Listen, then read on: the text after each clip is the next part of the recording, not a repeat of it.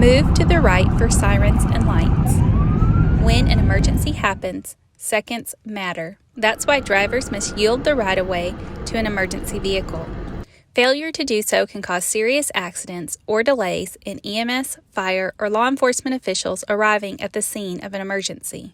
When you hear sirens or see the lights of first responder vehicles, if traffic allows, you should move as far to the right as safely possible and come to a complete stop until the first responders have passed you. If you are unable to pull over to the right or stop, slow down and leave a clear path for the emergency vehicle to get through. Always remember, pull to the right for sirens and lights. Let's look at what not to do when you encounter emergency vehicles with lights and sirens on. Don't panic. Instead, stay calm and remember to pull to the right for sirens and lights. Don't race ahead to make the green light or turn before the emergency vehicle gets there.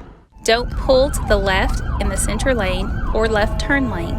These lanes are often needed by the emergency response vehicles as an alternate path around traffic or for turning. Don't drive through a red light or stop sign when an emergency vehicle approaches from behind. Don't ignore the presence of the emergency vehicle by continuing to drive. Now, let's look at what to do when you encounter emergency vehicles with lights and sirens on. Do pull to the right and come to a complete stop. If you're traveling on a high-speed road or if there is no room to stop, slow down as much as possible. If you are in the left lane, pull over into the right lane as traffic in the lane to your right moves over. If you cannot move to the right because of another vehicle or obstacle, slowly come to a stop. Your action will let the driver of the emergency vehicle know what you are doing and allow the driver to anticipate where to drive. When an emergency vehicle approaches you from behind while you are stopped at an intersection, stay where you are unless you can pull to the right.